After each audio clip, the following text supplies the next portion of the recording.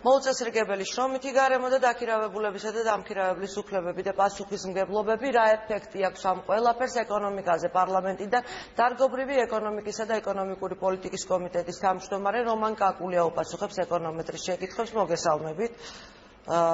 Მოგესალმებით ბატონო რომან გესმით ჩვენი. ბატონო რომან გესმით ჩვენი. ძალიან ცუდად მაგრამ თქვენს გამო არა. გასაგებია ხმაურია პარლამენტში გასაგებია. ბატონო რომან მე ვეცდები ხმამაღლა დავსვა შეკითხვა პირველ რიგში მოდი ვთქვათ მანამ ზოგადად შრომით უფლებებს შევეხებით საქართველოში და ძალიან ხშირად დამოუკიდებლობის პირველი დღიდან პრობლემებია დამსაქმებლებსა და დასაქმებულებს შრომით ურთიერთობებში სხვადასხვა ხელისუფლება სხვადასხვა გვარად ცდილობს ამ ყველაფრის მოგვარებას მაგრამ პირველ რიგში ის რაც შეეხება საზოგადოებრივ მაუწყებელს სადაც შრომის დაცვის როგორც წესი განსაკუთრებით მაღალი სტანდარტია საინტერესოა დღეს აქ დაანონსებულია რეფორმა და მოსალოდნელია დაიწყოს რეფორმის პირობებში ადამიანთა მასობრივი გათავისუფლება. საინტერესოა როგორ უყურებს ამ საკითხს დარგობრივი ეკონომიკის კომიტეტი და როგორ შეფასებას მისცემთ. რა პირობებში უნდა განხორციელდეს რეფორმა ისე, რომ არ დაზიანდეს არც საზოგადოებრივი მაუწყებლის ინტერესი და არც თანამშრომელთა ინტერესები. დიდი მადლობა. რა თქმა უნდა არსებობს ძალიან დიდი საზოგადოებრივი ინტერესი, ამიტომ პარლამენტი ცხადია ამ ინტერესის გათვალისწინებით და ამ საკითხის მნიშვნელობიდან გამომდინარე, რა თქმა უნდა ჩაერთვება და უკვე ჩართულიც არის სამუშაო ჯგუფის დონეზე, თუმცა ამ სამუშაო ჯგუფს ჯერ ასე ვთქვათ წინასწარი ინფორმაციის მიღებით ვართ დაკავებული, მე ვერ გეტყვით რომ თვითონ ის დაანონსებული რეფორმა ჩვენ დეტალებში ჯერ გავიარეთ, თვითონ ასე ვთქვათ ბურთს არ გაუვლია ეს ჯერ და ასე რომ ჩვენ ამიტომ მე შეიძლება ამ ეტაპზე შემოვიფარგლო ზოგადი დამოუკიდებულებით ჩემი როგორიც არის და ვფიქრობ ჩემი გუნდის პოზიციასაც გავაჟღერებ ახლა ჩვენ ძირითად პრინციპებს უნდა შევხედოთ ახლა მე მგონი ყველანი ვთანხმდებით იმაზე რომ საზოგადოებრივ მაუწყებელს განახლება და რეფორმა ჭირდებოდა და ამ საკითხს არავინ არ აყენებს მე მგონი ეწუშქოს მაგრამ აქვე დგება მეორე საკითხი რომელიც მე მაგალითად ძალიან ბევრი რეფორმა მინახავს სხვადასხვა სექტორში ჩატარებული ერთი თავარი შეცდომა რომელიც ხდება ხოლმე თავარი ის არ მოგვივიდეს ჩვენ და ეს თავარი შეცდომა არის ასეთი როგორც წესი რომ ადამიანებმა პროფესიონალებმა უნდა გააკეთონ რეფორმა რა თქმა უნდა იმიტომ რომ როდესაც ადამიანი ზუსტად არ იცნობს საქმეს მან შეიძლება სუბიექტური და ობიექტური მიზეზი ერთმანეთისგან ვერ გაარჩიოს და ჩათვალოს რომ ყველაფერი არის ადამიანის ბრალი მე ბევრი შეცდომა მინახავს ასეთი დაშვებული როდესაც შენ გონია რომ ადამიანის გამოთვლით რაღაცა შეცვლი მაგრამ მე 1-6 თვე ჭირდება სანამ დაინახა ობიექტურ მიზეზებს და მე მიხვდები რომ თურმე ადამიანში არ ყოფილა პრობლემა აი ეს შეცდომა ცხადი არ უნდა მოგვივიდეს მე იმიტომ რომ ძალიან ბევრი პროფესიონალი ვიცი ამ ტელევიზიაში რომელიც მუშაობდა მათი კვალიფიკაცია და ეს ინსტიტუციური მეხსიერება რომელიც ამ ტელევიზიას გააჩნია ცხადი არის ძალიან მნიშვნელოვანი ამიტომ ეხლა ამ ორი პრინციპიდან უნდა გამოვიდეთ ჩვენ ერთის მხრივ ვამბობთ რომ ცვლილებები აუცილებელია და პროგრესისკენ უნდა წავიდეთ და მეორეს მხრივ უნდა ვიცოდეთ რომ კადრები რომლებსაც ინსტიტუციური მეხსიერება და პროფესიონალიზმი გააჩნიათ ასე ადვილად არ იძებნებიან თავიდან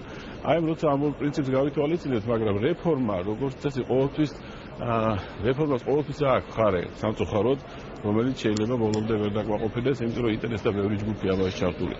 მაგრამ ამ დეტალებში თუ შევალთ ახლა და მე დარწმუნებული ვარ რომ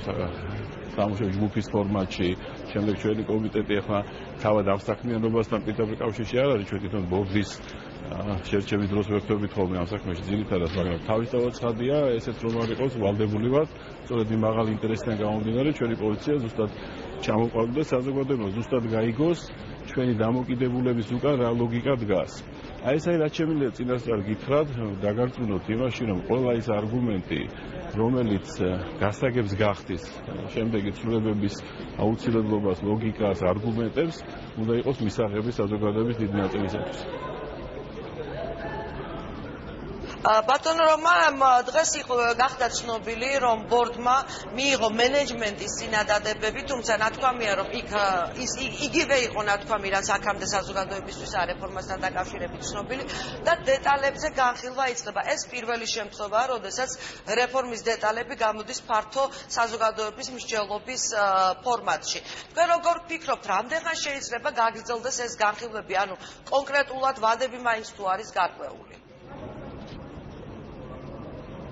მე არ ვარ ის ადამიანი, რომელსაც ახლა ვადები შეიძლება დააძუსოს, როგორც გითხარით ჩვენ, თუმცა როდესაც უკვე მეორე ძალიან მალე რამოდენიმე დღეში ვფიქრობ ჩვენ მეორე შეხვედრა გაიმართება ამ სამუშაო ჯგუფის, სადაც ჩვენ უფრო დეტალურად შეიძლება მოგვეცემა დარწმუნებული ვარ ამ დეტალებს შესახებ, შესაძლოა მე ამ ვადებთან დაკავშირებით უფრო ჩამოყალიბებული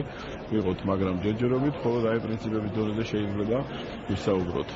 და ბატონო რომან რომ დავაზუსტოთ, ალბათ ინტერესი ასევე დიდია, სამუშაო ჯგუფი რა ძალებს გულისხმობს საზოგადოებისათვის საინტერესოა, ვინ არის მასში ინტეგრირებული და ჩართული?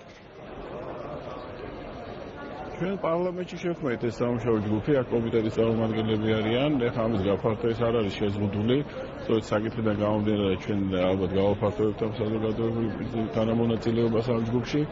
ყოველ შემთხვევაში ჩვენი მთავარი მიზანია, რომ ყველა ადამიანი, ვისაც კომპეტენტური აზრის გამოთქვა შეუძლია ამ თემასთან მიმართებაში,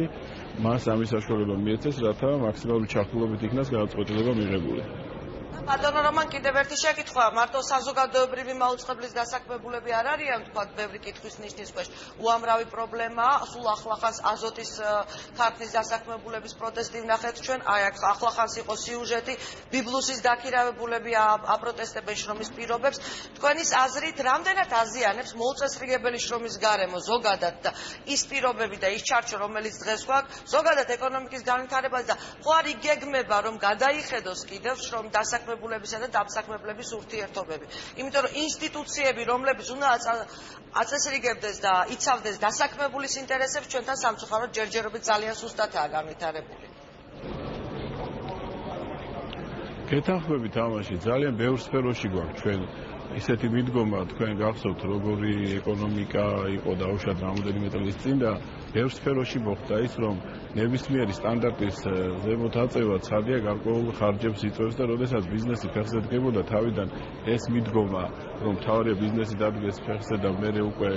დაუშვათ იქ ხარისხის თემები თუნდაც სურსათის უნებლობაში რამდენი სფერო შემიძლია ჩამოგითვალოთ, სადაც ყველაფერი არ არის მოწესრიგებული ისე როგორც უნდა იყოს, იმიტომ რომ მიდგომა ასეთი იყო და იქნებ სწორიც იყო, რომ თავიდან ბიზნესს უნდა რაღაცა მხარდაჭერა ქონოდა, მაგრამ დაგეთანხმებით აუცილებლად იმაში, რომ შრომის პირობები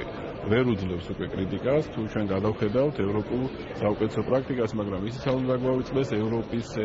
ქვეყნები, რომელსაც ჩვენ გვინდა რომ დაუშვათ ანალოგიური პირობები ქონდეს, იქ რა განვითარების სტადიაა, მაგრამ ეს არ ნიშნავს, რომ თვალი დავხუჭოთ, რა თქმა უნდა, ამას შესაბამისად, იმ შემოსავლების შესაბამისად, იმ ბიზნეს გარემოსის შესაბამისად, ბევრი ფაქტორის ჩვენ აუცილებლად არ უნდა ვიყოთ მხოლოდ ბიზნესის მხარდაჭერები, ცხადია დასაქმებული, უნდა იყოს დასრულებული და მას არ უნდა ქონდეს შეგრძნება, რომ მას აბსოლუტურად დაუცველ პირობებში ხდება საქმიანობა. მე გეთანხმებით ამაში, ბევრი მიმართულებით ჩვენ აუცილებლად ჩავერთვებით, როდესაც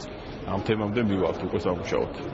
დიდი მადლობა პარლამენტის დარგობრივი ეკონომიკისა და ეკონომიკური პოლიტიკის კომიტეტის თავმჯდომარე რომან კაკულია პასუხობდა ეკონომიკის შეკითხვებს. ახლა კი ლარის კურსი, ლარი მცირედით გამყარდა.